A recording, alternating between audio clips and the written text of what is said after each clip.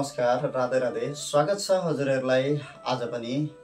र हामी विशेष गरी आज सोमबार जन्मेका जातकहरूको भविष्य कस्तो हुनेछ, उनीहरूको स्वभाव कस्तो हुनेछ र उनीहरूले जीवनमा के कस्ता दुःख कष्ट आदि सहन गर्नुपर्नेछ अथवा कस्ता कस्ता सुख आदि भोग गर्नेछन् र जीवनको उत्तरार्ध पूर्वार्ध कस्तो हुनेछ सोमबार जन्मेका व्यक्तिहरूको र यिनीहरूले के पेशा गर्दाखेरि चाहिँ राम्रो हुन्छ, कस्तो कर्म गर्दाखेरि चाहिँ जीवनमा छिटो उन्नति प्रगति गर्ने गर्दछन्, यो विषयमा विशेष गरी जानकारी लिएर आएका छौं अथवा सोमबार जन्मेका व्यक्तिहरूको स्वभावको बारेमा वर्णन गर्न हामी उपस्थित भएका छौं। र ज्योतिष शास्त्र अनुसार यदि यो बार अनुसार पनि फलादेश गरिएको पाइन्छ र यो बार अनुसार जो जन्म हुने गर्दछ र ती जातकहरूको विशेष स्वभाव पनि हुने गर्दछ र विशेष गरी कुण्डली आदि छ भने अथवा चिना आदि हजुरहरूसँग छ भने त्यसमा ग्रहको प्रभावले पनि विशेष गरी फलमा केही अन्तर हुने गर्दछ।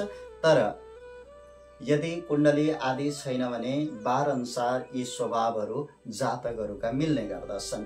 अब यो सोमबार जन्मेका व्यक्तिहरूको स्वभाव चाहिँ कस्तो हुने गर्दछ त भन्दाखेरि यिनीहरू विशेष गरी शान्त स्वभावका हुने गर्दछन्। सोमबार जन्मेका व्यक्तिहरू यसै गरी भलाद्मी हुने गर्दछन् अनि सोमबार जन्मेका व्यक्तिहरूको बोली चाहिँ मिठो हुने गर्दछ र त्यो बोलीद्वारा चाहिँ सबैलाई प्रभावित पार्ने गर्दछन् यिनीहरूले।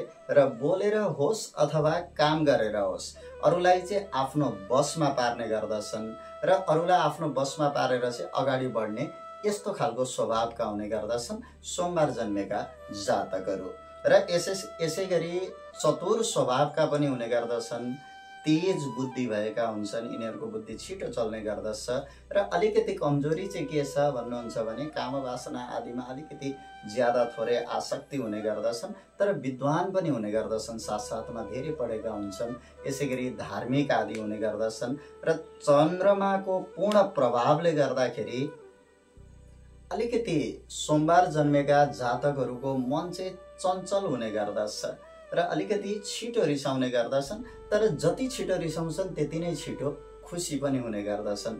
सुख र दुःखलाई यिनीहरूले समान देख्ने गर्दछन्। ओहो मलाई त धेरै सुख भयो भनेर कहिले मातिदैनन् पनि, म त यति धेरै दुखी छु भनेर कहिले आतिदैनन् पनि, यस्तो स्वभावका हुने गर्दछन्। सुख दुःखलाई समानतामा यिनीहरूले राख्ने गर्दछन् र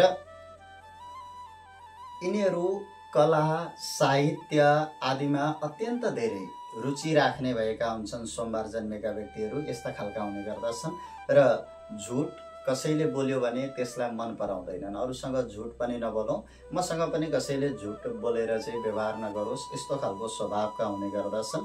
र यिनीहरूको आयुको विषयमा भन्नुपर्दा चाहिँ मध्यम खालको आयु हुने गर्दछन्।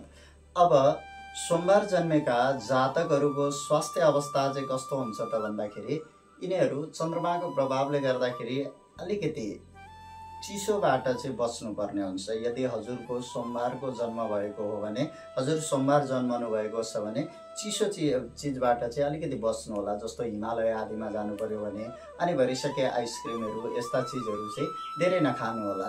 र यसै गरी ग्यास्ट्रिक आदिले पनि सताउने गर्दछ छिटो सोमबार जन्मेका व्यक्तिहरूलाई।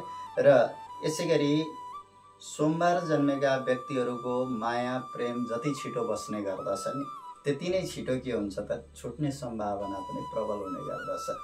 त्यति धेरै माया प्रेम दिगो आदि हुँदैन भनेर भनेको छ। र यी सोमबार जन्मेका व्यक्तिहरू धन सम्पत्ति यसै गरी मान सम्मान आदिले पूर्ण हुने गर्दछन्। र विशेष गरी सोमबार जन्मेका व्यक्तिहरूले चाहिँ कृषि यसै गरी पशुपालन अनि डेरी दुध आदि सम्बन्धीका अथवा पानी सम्बन्धीका अथवा चाँदी रत्न मडी यसै गरी होटल ट्राभल लेखन यसै गरी चिनी कागज तेल अथवा तरल पदार्थ आदिको व्यापार अथवा काम गर्दाखेरि चाहिँ छिटो फाइदा हुन्छ भनेर भनिएको छ।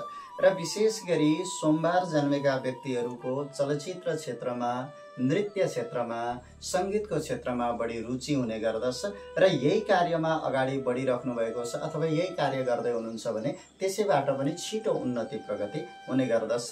र विशेष गरी सोमबार जन्मेका व्यक्तिहरूले पूर्णिमाको व्रत बसेमा चाहिँ अथवा पूर्णिमाको व्रत बस्नु अत्यन्त राम्रो मानिएको छ। जीवनभरि कहिले पनि दुःख आदि भोग्नु पर्दैन अथवा पूर्णिमाको व्रत नित्य बस्ने गर्नुभयो भने जीवनभरि राम्रो हुने गर्दछ। र सोमबार जन्मेका व्यक्तिहरूको शुभ अङ्क 4 रहेको छ। यसैगरी शनिबार र सोमबार अत्यन्त राम्रो रहेको छ। कुनै पनि नयाँ कार्यको थालनी गर्नु छ भने शनिबार अथवा सोमबारबाट प्रारम्भ गर्नुहोला, अवश्य पनि सफल मिल्नेछ अथवा सफलता हासिल गर्नुहुनेछ। र रङ रहेको छ सेतो रङ। सेतो रङ चाहिँ हजुरको लागि शुभ रहेको छ।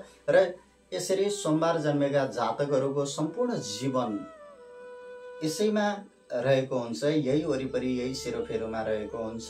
र यो हजुरहरूलाई आजको भिडियो कस्तो लाग्यो र कहाँबाट हेर्दै हुनुहुन्छ कमेन्ट सेक्सनमा गएर कमेन्ट गर्न अवश्य नभुल्नुहोला।